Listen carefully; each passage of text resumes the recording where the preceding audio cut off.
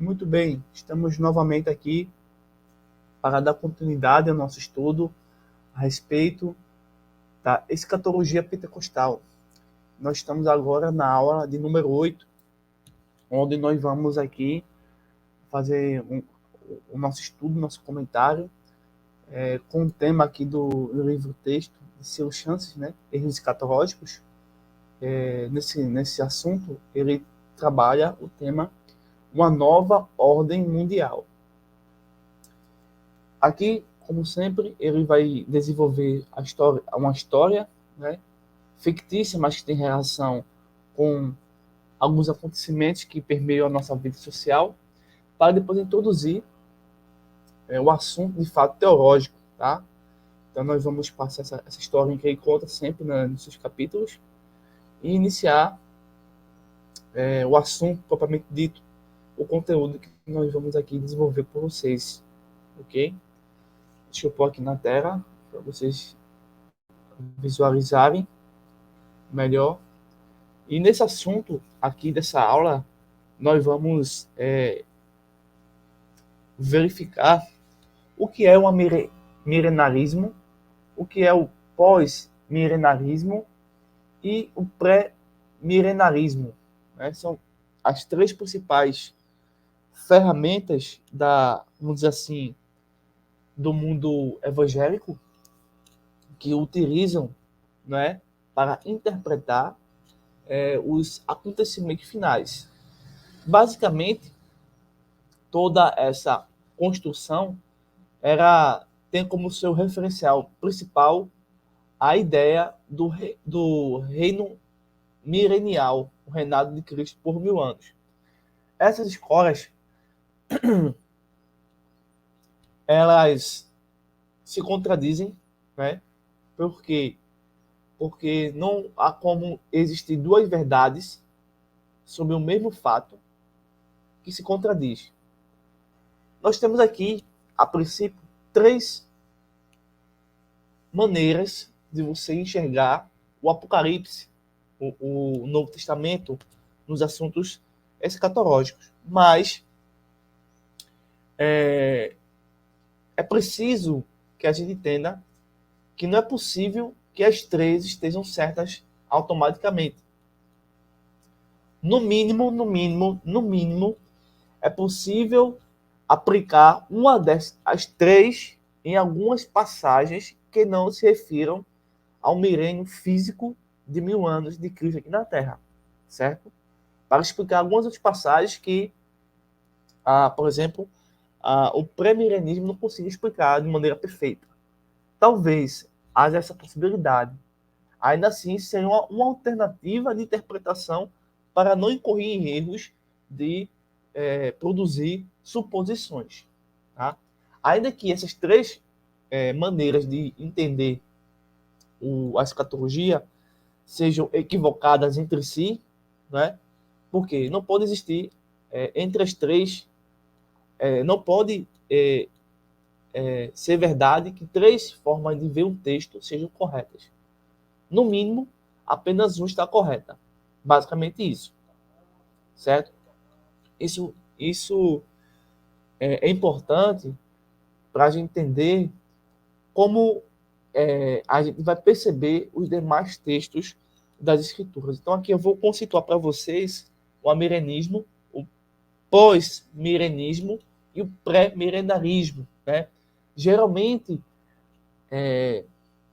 todas as igrejas em geral, né, sim, pentecostais, elas são pré-milenistas.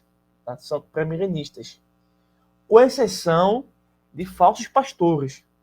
Eu conheço um de muitos anos atrás, antes de eu fazer seminário, e ele, na época, ensinava, né, e desenvolvia até uma associação de moradores, e foi fortemente influenciado pela heresia do unicismo, né, e sorrateiramente, para conquistar o púlpito, manifestando falsos dons espirituais.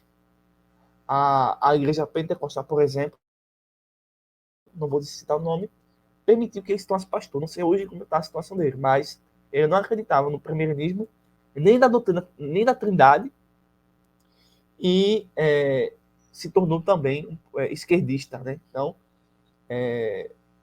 com exceção de casos como esse, geralmente a igreja pentecostal era premierinista. A milenista são o pessoal da reforma protestante, assim, ligado mais à reforma protestante, às igrejas históricas. O pós-milenismo também se encontra entre os pentecostais e os reformados. Tá?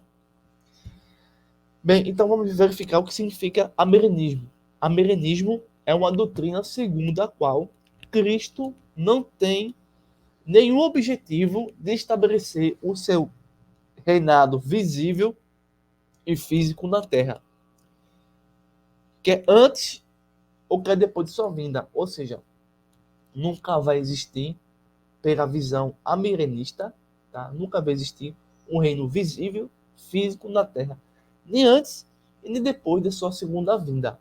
Então, não faz sentido propagar esse evangelho, né? Para mim não faz sentido. Temos agora o pós-milenismo, né? O que é isso? É uma doutrina segundo a qual Cristo só volta à Terra depois do milênio, depois do reinado. O seu reinado, portanto, será exercido de forma indireta através de propostos, né? Então, ele meio que está governando escondido. Também não faz sentido. É quase um pouco testemunho de Jeová, né? Cristo voltou à Terra, mas invisível, né? Eles erraram a data, obviamente todo mundo vai errar a data, e para justificar isso, fizeram toda mais confusão. Não, ele veio, mas está invisível. Ele está reinando, né? E assim vai. E já o pré-milenarismo, que somos nós, do pessoal pentecostal, né? Diz o seguinte, é a doutrina segundo a qual Cristo predescerá a grande tribulação e o milênio. A igreja não passará pela tribulação que submeterá o mundo à ira divina. E o pré-milenarismo ensina que o reinado de Cristo ele é visível, físico, por 1000 anos. Tá? E dentro do pré-milenarismo existem algumas correntes ou desvios equivocados, tá? Dentro do pré-milenarismo. O pré-milenarismo tem essa síntese, mas alguns teóricos desenvolveram o pós-tribulacionismo, tá? E também desenvolveram o mesotribulacionismo. Então, vamos ver aqui. Aqui o autor diz assim, um dos erros escatológicos que os pregadores devem evitar é de apegar-se cegamente a uma das 3 escolas milenaristas, perdendo de vista o que realmente dizem as escrituras. Todo pregador deve conhecer as escolas de interpretação do milênio, mas priorizar o que está escrito nas páginas da Sagrada Escritura. Então, vale aqui uma observação. Não existe imparcialidade em qualquer assunto, seja teológico, filosófico, histórico, político. Não existe, eu sou neutro. Isso não existe de forma nenhuma. Pode existir como uma simulação em ambientes externos aí pelo mundo. Assim, vai encontrar algum tipo de forma, uma metamorfose. Mas em termos de ideias, de teoria, de doutrina, de hipótese, não existe meio termo ou neutralidade, né? Ou seja, ou você é amilenismo, ou você é pós-milenismo, ou você é pré-milenismo. Então, por quê? Por quê? Toda vez que você olha para o mundo, toda vez que você olha para o mundo, para uma pessoa, para uma reportagem, para um estudo, para um curso, seja para o que for, toda vez que você estiver olhando, você vai estar analisando. Então, sua análise, ela sempre vai partir de um referencial. Já não pode existir nenhuma análise sem referencial, entendeu? Então, toda vez que você vai a um texto bíblico, você já tem um referencial. Você já tem, ainda que seja errado, ainda que seja equivocado, ou, em outros casos, que seja certo. Mas você já tem um referencial, não tem como negar isso. Então, você tem que assumir uma posição de antemão em relação ao seu estudo. Por exemplo, nós aqui da escola de filosofia, qual é o nosso pressuposto antes de qualquer coisa? Primeiro, que a Bíblia é a palavra de Deus. Antes de eu chegar à Bíblia, antes de eu analisar a Bíblia, antes de eu conferir, de eu achar, acreditar ou deixar de acreditar, antes de abrir qualquer texto bíblico, eu preciso ter isso comigo. Que a Bíblia é a palavra de Deus, que Jesus é a segunda pessoa da Trindade, né? Enfim, se eu não tiver isso, as escrituras serão qualquer papel escrito. Não vai passar disso. Então, eu tenho esse pressuposto, eu já tenho essa bagagem antemão. Por exemplo, o ateu vai nas escrituras já com o pressuposto de que Deus não existe. Então, para ele não vai fazer sentido nenhum. Do mesmo modo, é a interpretação dentro da escatologia. Então, todo mundo vai com suas escolas já mentalmente formadas. Ainda que, inicialmente, ou de uma forma avançada, todo mundo tem isso. Então, não existe essa conversa de se fixar em uma corrente de interpretação.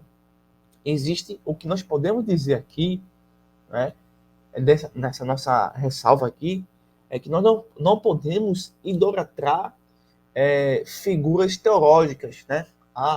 Existe um autor, deixa eu ver aqui, Saulo Soares da Silva, que escreveu A Grande Tribulação, ele é da doutrina pentecostal. Né? Então, toda vez que eu estiver ensinando a escatologia, eu estiver citando o nome desse autor, citando o nome desse livro, eu estou realmente incorrendo em erros. Não é assim. O que nós vamos fazer é citar as escrituras, entendeu?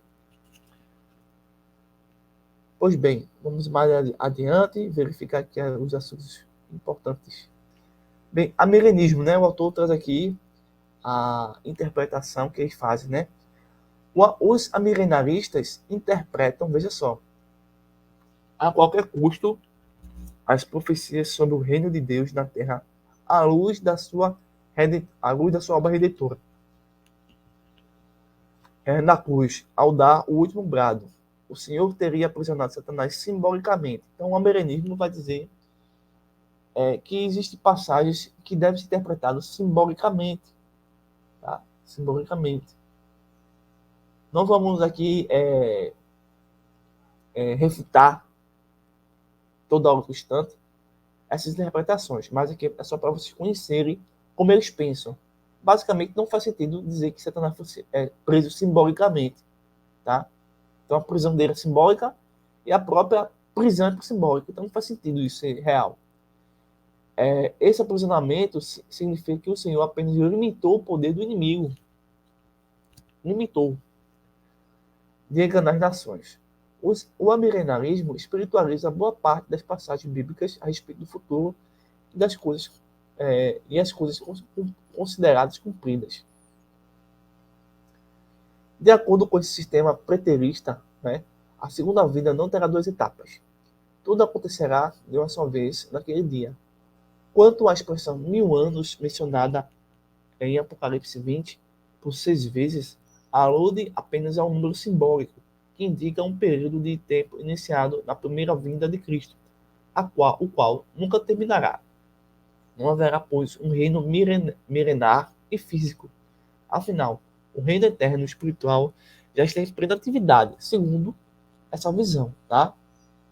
Entretanto, os próprios amilenaristas reconhecem que é impossível ser dogmático quanto ao que significa a expressão 1000 anos em Apocalipse capítulo 20.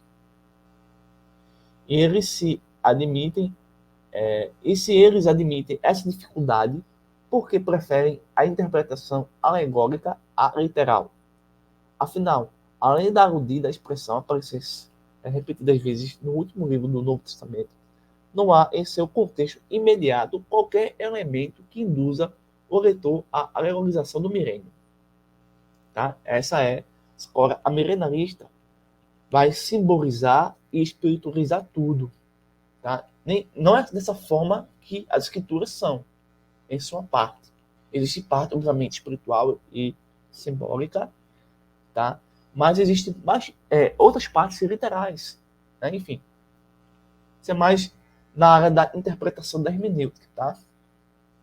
Bem, a gente vai melhorar essa percepção.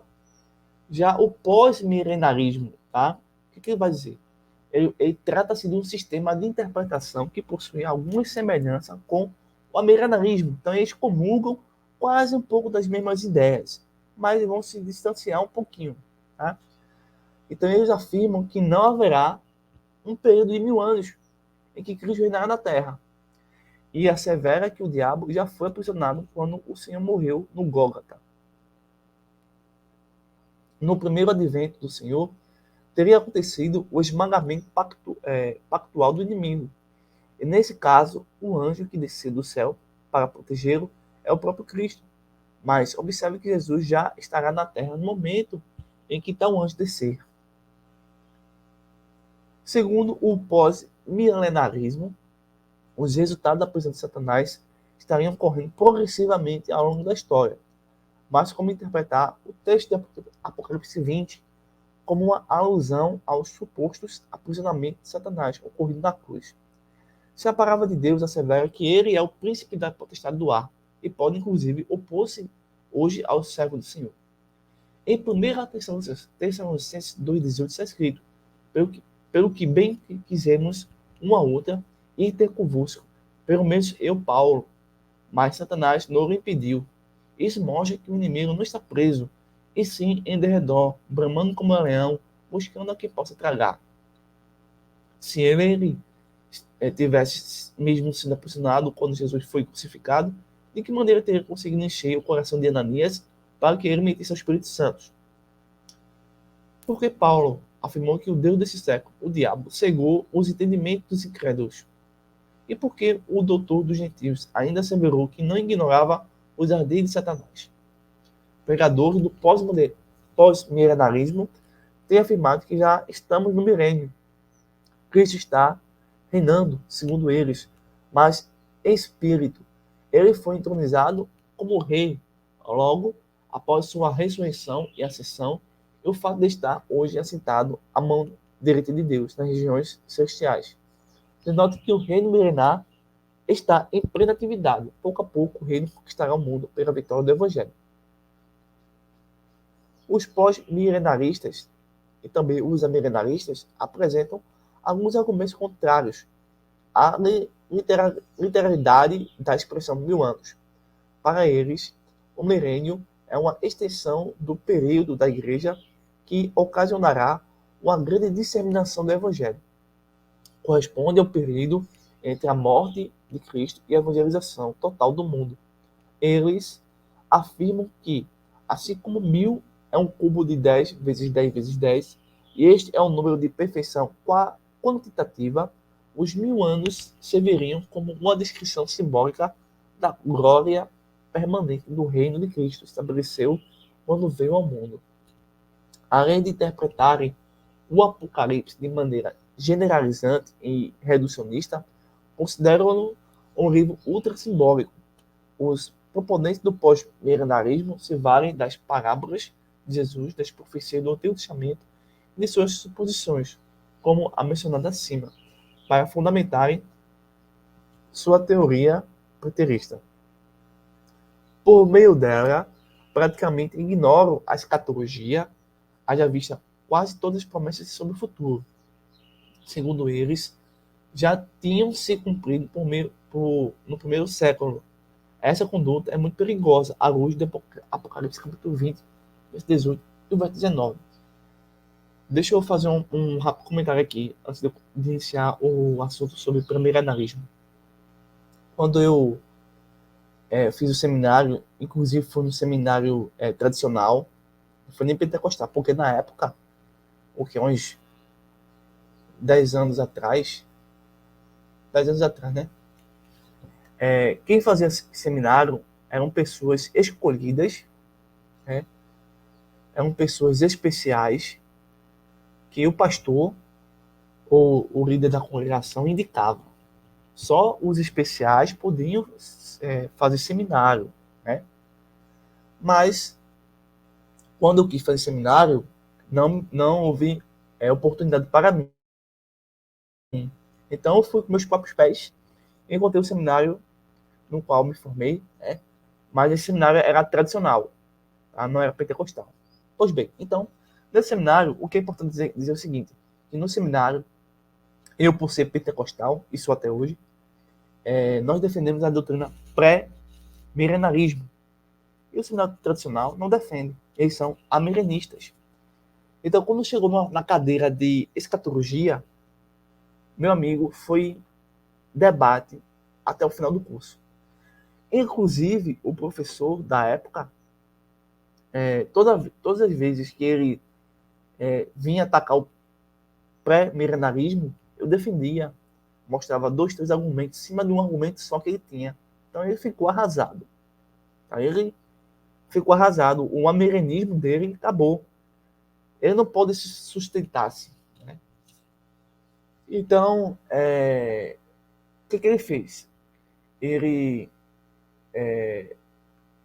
diminuía minhas notas quando eu fazia trabalho de escatologia. Né?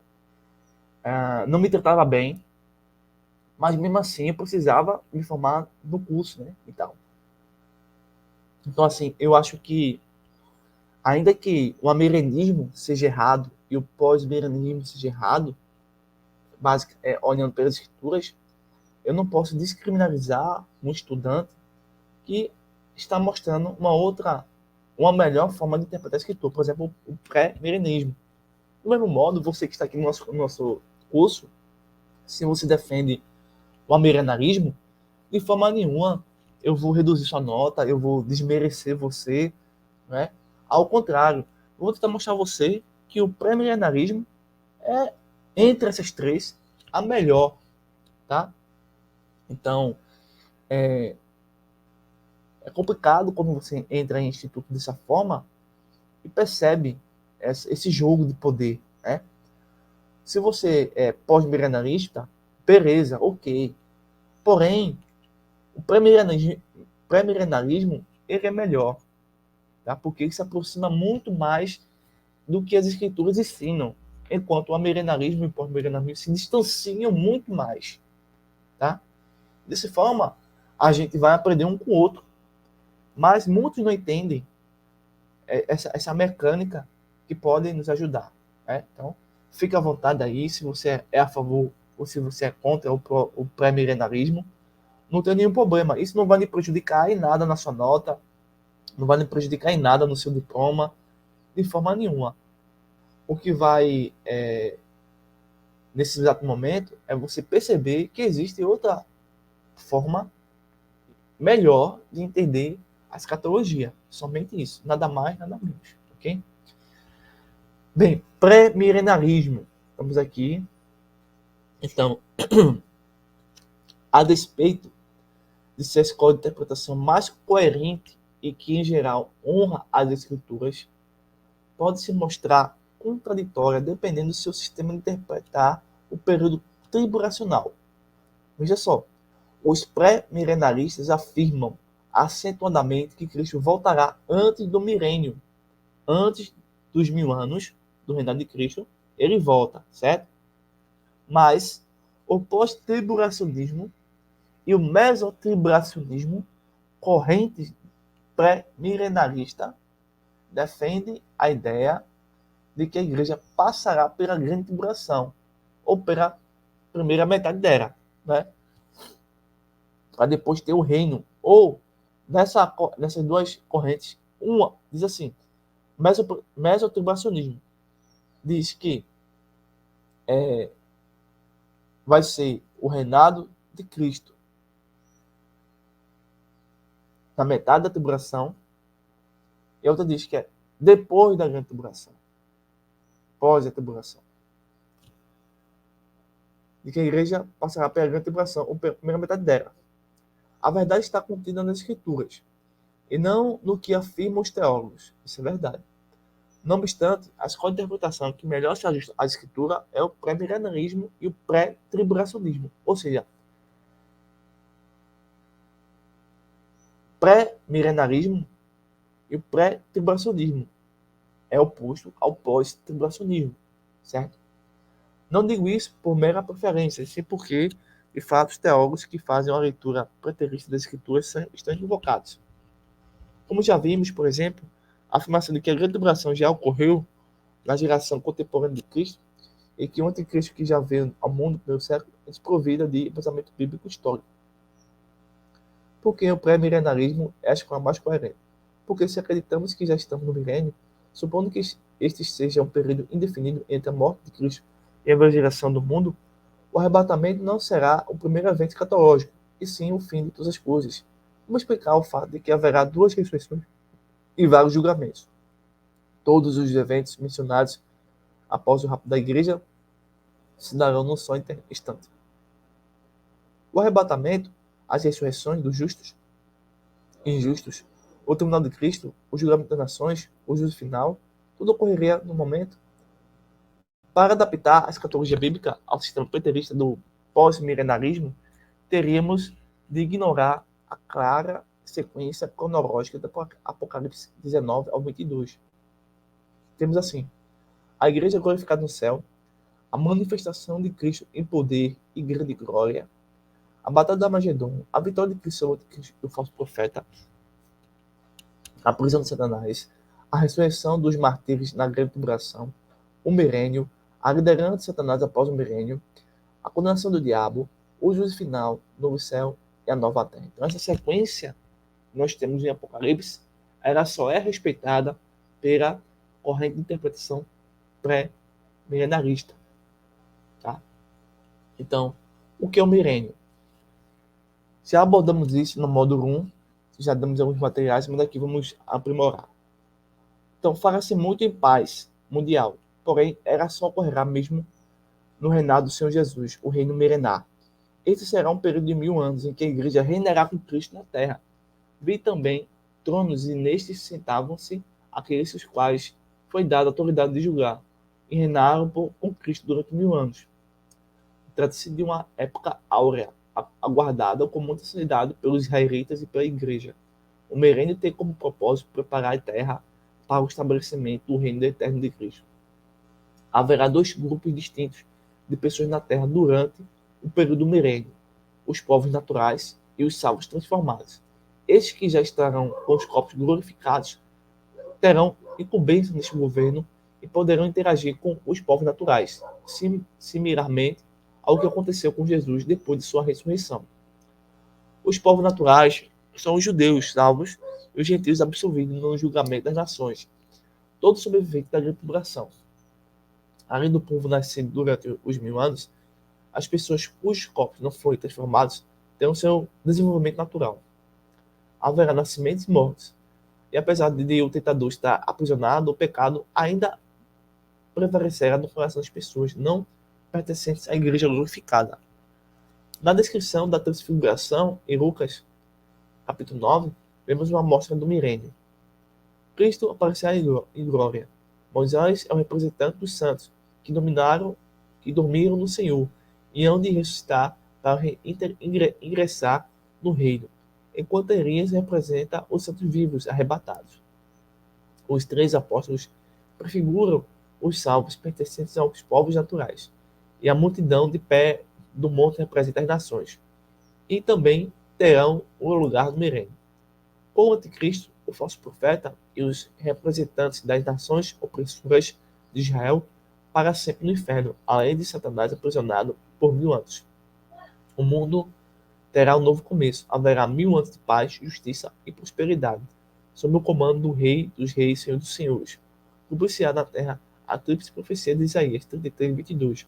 O Senhor é nosso juiz, o Senhor é nosso legislador, o Senhor é nosso rei. Ele nos salvará. Nabucodonosor reinou na Babilônia entre os séculos 7 e 6 a.C., por volta do ano 65 a.C. Ele teve um sonho da parte de Deus que, até hoje, é a melhor descrição da ascensão e queda dos grandes impérios mundiais, a partir do Babilônico, passando pelo Império do Anticristo, até chegar à nova ordem mundial, o milênio. Este, entretanto, não será propriamente um império, e sim um reino milenar de Cristo. Império sem imposto pela força. O Senhor Jesus jamais obrigará alguém a lhe obedecer. O Senhor do rei da Babilônia teria sido um desvaneio sem nenhuma importância no plano escatológico, caso Deus dos céus não tivesse revelado a sua significação a seu servo Daniel. Nabucodonosor viu uma grande estátua, cuja cabeça era de ouro fino, e peito e os braços de prata, e um ventre de coxa, de cobre, as pernas de ferro e os pés de ferro e barro, a qual foi atingida nos pés por uma pedra cortada sem auxílio de mãos. O profeta Daniel, ao interpretar o sonho, disse ao rei da Babilônia que ele era a cabeça de ouro e que depois dele se levantaria outros dois reinos inferiores, representados pela prata e pelo cobre. Segundo a história, os dois reinos, os dois impérios que vieram após o babilônico foram o Medo-Persa, fundado por Ciro. Eita, passei aqui muito rápido. Fundado por Ciro. Deixa eu voltar aqui. Em 539 a.C., e o grego estabelecido pelo grande Alexandre em 330 a.C. E este, aliás, teria domínio sobre toda a terra. O profeta explicou que as pernas de ferro da estátua também representavam um reino, que será forte como ferro, pois como ferro esmiuça e quebra tudo, como o ferro que quebra todas as cruzes, ele esmiuçará e quebrantará. Sabemos pela história que esse quarto império mundial foi o Império Romano, e que a sua turbulência dominou o mundo a partir do ano 67 a.C., numa amplitude sem precedentes. E que, em Daniel, propriamente dito, realmente existiu esse reino romano, tá? Mas, hoje em dia, o reino romano não existe mais. Só que as escrituras já apontam, em outras passagens, no mesmo capítulo também, que o Império Romano será restaurado, tá? Não com as mesmas vestimentas, mas com aquele caráter que tinha os grandes imperadores, tá? Quanto para que, nessa ocasião, aconteçam os eventos escatológicos. Quanto ao pé da estátua e seus atelhos de ferro e barro, Daniel explicou que se tratava de um futuro reino dividido, firme como ferro e ao mesmo tempo frágil como barro. O fato de esses dois elementos não se misturarem denota que o tal império, uma confederação de reinos, não se entenderá. Será um grande governo, porém dividido. O ferro composto de blocos compactados indica poder centralizado, um tipo de governo ditatorial, totalitário, que hoje cada vez mais aumenta em todos os continentes. Já o barro e o governo do povo democrático republicano, formado de partículas soltas. Sabemos também pela história que depois do Império Romano surgiram alguns estados nacionalistas fortes e outros fracos, os quais ao longo dos séculos vêm tentando uma grande e forte coalização, mas sem sucesso. Haja vista a União Europeia, formada pelos países fortes como a Alemanha e França, e fracos como a Letônia e Lituânia, após ter sido atingido nos pés pela pedra cortada sem mãos, a estátua foi esmiuçada por completo. Ferro, barro, cobre, prata, ouro tornaram-se pó. Este foi levantado pelo vento. A pedra, então, cresceu e se transformou em um grande monte que encheu toda a terra. Daniel disse ao rei Nabucodonosor que, nos dias desses reis, Deus levantará um reino que jamais será destruído, o qual expulsará e consumirá todos os outros reinos. A outra palavra profética, os pés de estátua, com seus 10 dedos, representam os reinos que formarão a base para a ascensão do Anticristo. E exatamente os pés foram atingidos pela pedra. Vemos, pois, nessa revelação dada a Daniel, que o milênio será o último reino mundial que sobrepujará a todos os impérios que antes dele existiram, principalmente o do Anticristo. Segue-se que o domínio dos gentios começou com a cabeça de ouro, a Babilônia. Esse controle continuou com a coalização do Império Medo-Persa e a Grécia. Os tempos dos gentios avançaram com as pernas de ferro do Império Romano. Isso alude à extensão desse império, à sua divisão em ocidental e oriental, e à sua rudeza ditatorial e totalitária.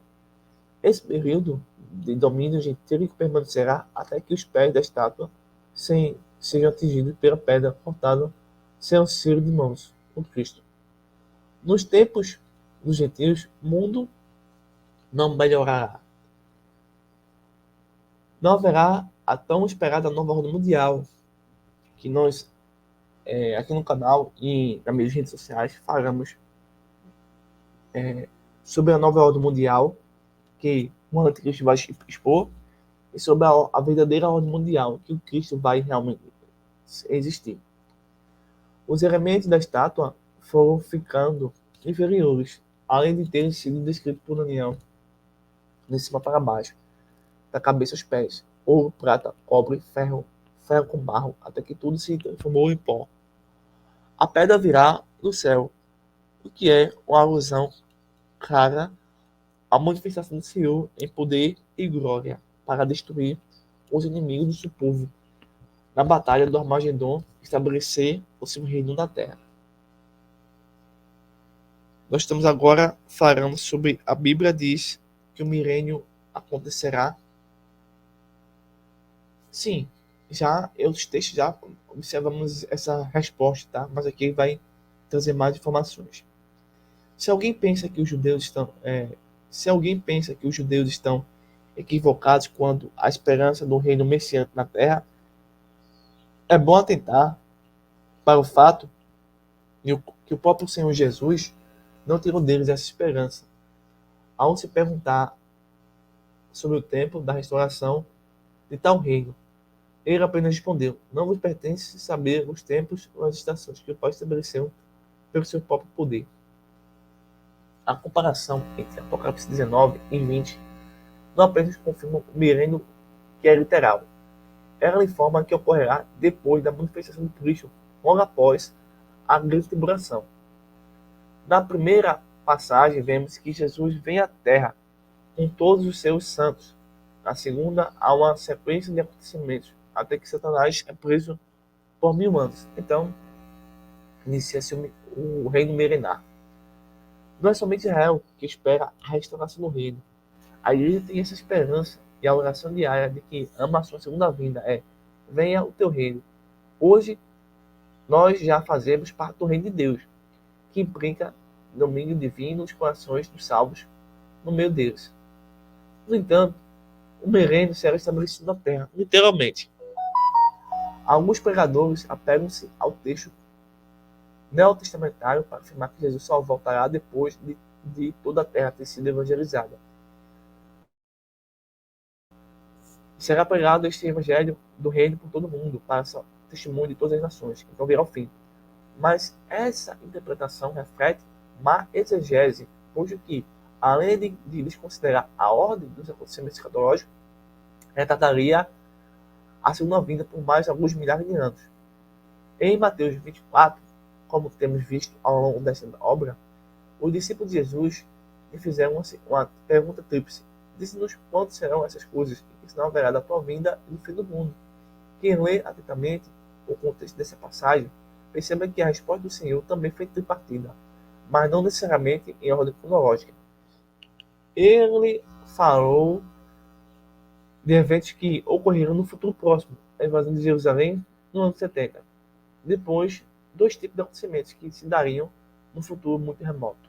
O tempo do fim, em Mateus 24, tem como vista a triplicidade da pergunta dos discípulos. Não diz respeito à segunda vinda, esse é o fim do mundo. O evangelho começará a ser pregado em todo o mundo durante a grande tribulação, através das testemunhas e dos 54 mil eleitos, mas somente no milênio a terra ser encherada do conhecimento do Senhor, pois o próprio Cristo estará reinando. Daí ele ter mencionado o evangelho do reino, quanto esse termo também seja empregado em referência ao evangelho, de modo geral. Em 1 Coríntios 15, vemos a confirmação de que o evangelho do reino, citado pelo Senhor, alude à pregação das boas-vindas por ocasião do milênio, especialmente depois virá o fim, quando tiver entregado o reino a Deus, ao Pai, e quando houver adquirido todo o império e toda a potestade e força. Porque convém que o reine até que haja posto a todos os inimigos debaixo dos seus pés. Observe que O fim só virá depois de Cristo reinar. Segundo Efésios, capítulo 1, para o milênio converge todas as alianças e períodos mencionados na Bíblia, descobrindo-nos o mistério da sua vontade, segundo o seu beneplácito, que propuseram em si mesmo, de tornar congregar em Cristo todas as coisas, da dispensação da plenitude dos tempos, tanto as que estão nos céus, como as que estão na terra. Os teólogos dispensacionalistas chamam os períodos de última dispensação. Eles dividem a história em 7 dispensações, o período em que Deus trata a humanidade mediante alianças. O dispensacionalismo, assim como outras escolas, apresenta posições extrabíblicas, resultantes de especulações. Mas o exame diligente, sem preconceito, da Bíblia evidencia que o Senhor sempre teve sua maneira de tratar a humanidade, fazendo com ela alianças que se ensejaram começos, fins e novos começos. Segue-se que é possível dividir a história em pelo menos 7 períodos distintos, que é o dispensacionalismo. Primeiro, temos o período da inocência, que começa antes da queda do homem, conhecido como a queda. Temos o período da consciência, que é depois da queda. Temos o período do governo humano, que é a partir do pacto com Noé. Temos o período patriarcal, a partir da chamada de Abraão. Temos o período da lei, a partir de Moisés. O período da graça, a partir de Jesus Cristo. O período da plenitude dos tempos, a partir do milênio. Observe que o Senhor Jesus, em Lucas capítulo 21, versículo 24, afirmou que Jerusalém seria pisada pelos gentios, até que o tempo deles se completasse. A expressão tempo dos gentios alude ao tempo em que Israel permaneceria sob o domínio estrangeiro. Esse período começou quando uma parte de Israel foi levada cativa pelos babilônios em 586 a.C. e terminará efetivamente quando Cristo instaurar o milênio. Uma outra pergunta que pode surgir nesses assuntos é: Cristo restaurar a terra, vai reinar na terra? Para muitos teólogos liberais, como o alemão Moltmann, consideram o fato de Cristo reinar na terra durante 1000 anos uma utopia. Dizem que Deus jamais desceria a sua alta posição para reinar no mundo. Tais teólogos, cuja fonte de autoridade é o próprio raciocínio, eu diria que nem o raciocínio, tá, gente? É a própria heresia, né? Diz isso aí.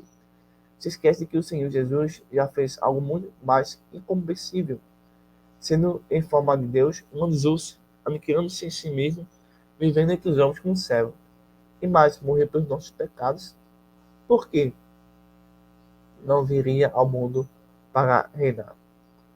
Em 1 Coríntios 6, verso 2, está escrito: não sabeis vós que os santos, ao julgar o mundo, ora, se o mundo deve ser julgado por vós, sois, porventura, indignos de julgar as coisas mínimas? Onde e quando será isso? No juízo final? Não. Esse julgamento será durante o reinado de Cristo. As profecias são claras quanto ao fato de que a capital do reino milenar será Jerusalém. Mas não devem fazer confusão entre Jerusalém terrestre e a celestial. A sede do governo de Cristo estará no lugar onde existe o mar. E acerca da Nova Jerusalém está escrito: e vi novo céu e nova terra, porque já o primeiro céu e a primeira terra passaram, e o mar já não existe. Cristo reinará então no planeta Terra, na Jerusalém terrena. Por exemplo, Apocalipse capítulo 21, está escrito: eu, João, vi a santa cidade, a nova Jerusalém, que descida de Deus do céu, adereçada como uma esposa ataviada para seu marido. Não haverá dúvida de que o marido dessa passagem é o Senhor Jesus, e a nova Jerusalém descerá para ele. Os salvos transformados não estarão restritos a Jerusalém terrestre, em razão de já estarem corpos glorificados. Eles terão livre acesso à terra, como já será possível. Lembremos de que os salvos terão um corpo semelhante ao de Cristo ressurreto. O Senhor, após sua ressurreição, mesmo não estando sujeito às leis da natureza, pode interagir com seus discípulos. Qual será o papel de Israel no milênio? Tá? O objetivo de Israel durante esse período? Haverá um grande avivamento. Primeiramente, Israel, o qual terá o início no fim da grande tribulação e se estenderá por todo o milênio. Deus disse por meio dos profetas de Ezequiel: nem esconderei mais a minha face deles, quando eu houver derramado o meu espírito sobre a casa de Israel, diz o Senhor Jeová. Em Zacarias capítulo 6, está escrito: assim fala e diz o Senhor dos exércitos: eis aqui um homem em cujo nome é renovo. Ele brotará do seu lugar, edificará o templo do Senhor. Ele mesmo edificará o templo do Senhor. Ele levará glória a Senaciá e dominará no seu trono. E será sacerdote em seu trono. O conselho de paz haverá entre ambos. E aqueles que estão longe virão e edificarão no templo do Senhor. E vós sabereis que o Senhor dos exércitos me tem enviado a vós. Isso acontecerá se ouvires muito atentamente a voz do Senhor, vosso Deus. A passagem acima não deixa dúvida quanto à reconstrução do templo em Jerusalém, a qual se dará em algum momento antes ou durante o milênio. É certo que nesse período a casa de Deus estará em plena atividade. Em Ezequiel capítulo 40 ao 44 tem uma descrição profética detalhada sobre isso. Não haverá no tempo milenial a presença da arca. Haja vista está representar a presença daquele que estará entre os seus servos, pessoas literalmente reinando. Israel possuirá toda a terra prometida. Os servos de Deus, graduados, partirão do reino de Cristo em toda a terra. Contudo, uma organização ou Estado será feita pelo Senhor, tendo Israel como ocupante do território que o Senhor tensionou entregar-lhe no passado, isto é, desde o Mediterrâneo até o rio Eufrates. O Evangelho será pregado em todo o mundo pelos discípulos do Senhor. Além disso, virão muitos povos e dirão: vinde, subamos ao monte do Senhor, a casa de Deus de Jacó, para que nos ensine o que concerne os seus caminhos e andemos em suas varetas, porque Sião será a lei e Jerusalém a palavra do Senhor. De Jerusalém sairão diretrizes, leis civis e principalmente a lei do Senhor. Para lá, para ela, afluirão todas as nações, e irão muitas nações e dirão: subamos ao monte do Senhor e à casa de Deus de Jacó, para que nos ensine seus caminhos e nos ademos pelas suas varedas. As dificuldades que temos hoje na evangelização não mais terão lugar. De acordo com a palavra profética, o conhecimento do Senhor, em grande parte, será intuitivo. Deus colocará sua lei no coração das pessoas. Haverá necessidade, não haverá necessidade de que alguém ensine ao seu próximo. Finalmente, uma nova ordem mundial. No milênio, o mundo finalmente saberá o que significa a expressão paraíso na Terra. Não haverá nenhuma guerra. O Egito e a Síria, que hoje compreendem parte do território da Síria e do Iraque, temerão o Senhor ao lado de Israel, o que hoje é inconcebível, haja vista essas nações em suas atuais configurações representarem uma ameaça constante aos israelenses, se tornará realidade. A paz abundante, toda e qualquer oposição ao reino será coibida. Não haverá a supremacia de uma nação, como vemos hoje, embora seja do governo de Jerusalém, é o Senhor Jesus que reinará sobre a terra, e não Israel. Naquele dia, um só será o Senhor, um só será seu nome. Ninguém reclamará a injustiça por parte do rei, pois ele julgará com justiça aos pobres e repreenderá com equidade os mansos da terra. E ferirá a terra com a vara de sua boca e com o sopro de seus lábios matará o ímpio. Haverá muita fertilidade no gênero humano, e as ruas da cidade se encherão de meninos e meninas, que nelas brincarão. Todos terão um lugar onde morar. Edificarão casas e as habitarão, plantarão vinhas e comerão seu fruto. Não edificarão para que outros habitem, não plantarão para que outros comam, porque os dias do seu povo serão como a das dias da árvore, e os meus eleitos gozarão de obras de suas mãos, até a velhice. O instinto de velocidade dos animais cessará. Eles não mais se atacarão, nem serão agressivos quando os seres humanos se aproximarem. Voltarão a comer ervas. Haverá também longevidade e saúde para todos. Hoje, há muitas enfermidades, todas decorrentes dos efeitos deletérios do pecado. O germe desta ainda estará no coração dos povos naturais. Contudo, ele não mais terá poder sobre o corpo das pessoas. E, morador nenhum dirá, enfermo estou, porque o povo que habita nela será absolvido de sua iniquidade. A morte, pois, será uma exceção, não a regra. O pecado não será tirado da terra?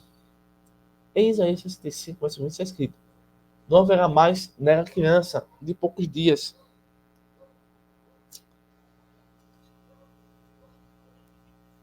nem velho que não poupa seus dias, porque o jovem morrerá de 100 anos, mas o pecador de 100 anos será abençoado. Essa profecia revela que haverá morte no milênio, a despeito de a implícita menção do prolongamento da vida humana. Uma pessoa de 100 anos será considerada jovem. Além disso, ela revela que existirão pecadores no milênio. De acordo com Zacarias, capítulo 14, o pecado não será removido da terra no milênio. E acontecerá que, se alguma das famílias da terra não subir a Jerusalém para adorar o rei, o Senhor dos Exércitos não virá sobre ela a chuva. Nessa profecia, vemos que haverá total ausência da chuva para as nações que não subirem a Jerusalém para adorar o Senhor. Isso é uma prova de que existirão desobedientes no milênio. Eles serão punidos. Satanás, o tentador, estará preso durante o período milenar, mas a natureza caída continuará a mesma nos povos naturais. Em razão das bênçãos do reinado e da presença pessoal de Cristo, a atividade pecaminosa será bem pequena. Uns casos aqui e outros ali. Além disso, haverá grande temor, pois a iniquidade, o pecado consciente, será punida com rigor. O Senhor não obrigará ninguém a adorá-lo. Ele continuará respeitando a livre vontade, assim como nos tempos passados. No entanto, considerando que ele será definitivamente o único rei e senhor, essa verdade será conhecida de todos, o reino milenar. Quem não quiser adorá-lo sofrerá as consequências de sua má escolha. Jesus Cristo respeita as decisões humanas. E mesmo no milênio, ninguém será obrigado a crer que ele sempre foi o salvador do mundo. Todos os rebeldes que morreram durante o reino milenar, ou logo após esse período, na última rebelião de Satanás, serão julgados no trono branco. O juízo final é assim chamado porque, nesse evento escatológico, todos os mortos ímpios que ainda não foram julgados, e os quais não terão feito parte da primeira ressurreição, receberão a sentença condenatória. A expressão os outros mortos inclui, por conseguinte, todas as pessoas que morreram em seus pecados, em rebeldia contra o Senhor Jesus. Haverá salvação no milênio? Logo após a batalha do Armagedon, uma multidão sobrevivente da grande tribulação, absorvida no julgamento das nações, ingressará no milênio com todas as possibilidades de estar com Cristo por toda a eternidade, a menos que se devida à verdade, pois o reino milenar, depois do reino milenar. Quando estão se representando das nações condenadas no rodeio do julgamento, irão, como já vimos, imediatamente para o inferno final. Quem crê no Senhor Jesus Cristo já tem a vida eterna, por antecipação. Da mesma forma, dentre os povos naturais que ingressarem no milênio, os indivíduos que crêem no Salvador, no mundo, e nele permanecerem terão a mesma certeza. Daí está escrito: irão para a vida eterna. Segue-se que haverá salvação em massa no milênio. Com a difusão do conhecimento do Senhor, muitas pessoas se converterão. Enquanto esses salvos dentre os povos naturais que vierem a morrer durante o milênio, em que momento ressuscitarão? E os salvos que estiverem vivos no final do reino milenar, quando eles receberão um corpo glorificado, visto que em carne e osso ninguém poderá participar do reino eterno. Em Apocalipse 21, vemos a descrição de um novo céu e de uma nova terra, onde realmente não haverá mais espaço para o que é mortal e corruptível. A partir desse fato, podemos afirmar que, logo após o juízo final, todos os que estiverem em Cristo, vivos ou mortos, já terão sido transformados. Mas não há como saber o exato momento em que isso acontecerá. Sabemos que antes do juízo final, todos os mortos hão de ressuscitar. Porém, a ressurreição dos salvos que morreram durante o milênio não deve ser entendida como uma terceira ressurreição. A palavra de Deus só apresenta a primeira ressurreição e a segunda ressurreição, mencionada claramente como uma ressurreição para a condenação. Considerando que o texto da Apocalipse 20 não menciona uma terceira ressurreição, é possível que os santos mortos durante o milênio ressuscitem às vésperas do trono branco, mas não para comparecer diante do justo juiz da qualidade de réus. Afinal, nenhuma condenação há para os que creem no Senhor Jesus Cristo e nele permanecem. Não se esqueça de que no juízo final, o livro da vida, na qual estão os nomes de todos os salvos, também será aberto. No arrebatamento da igreja, logo após a ressurreição dos mortos, em Cristo haverá transformação dos santos que estiverem vivos, considerando que os salvos mortos durante o milênio também deverão ressuscitar antes do juízo final, juntamente com os outros mortos. É provável que nesse mesmo instante ocorra a glorificação dos corpos dos fiéis que estiverem no fim do milênio. Há ainda muitas outras questões escatológicas difíceis relacionadas ao milênio, para os quais não temos resposta precisa à luz da Bíblia. Nem tudo foi revelado pelo Senhor em sua palavra. Deixemos, pois, as coisas encobertas para o Senhor e fiquemos com as coisas reveladas. Então chegamos ao final da lição da aula de número 8 sobre a nova ordem mundial.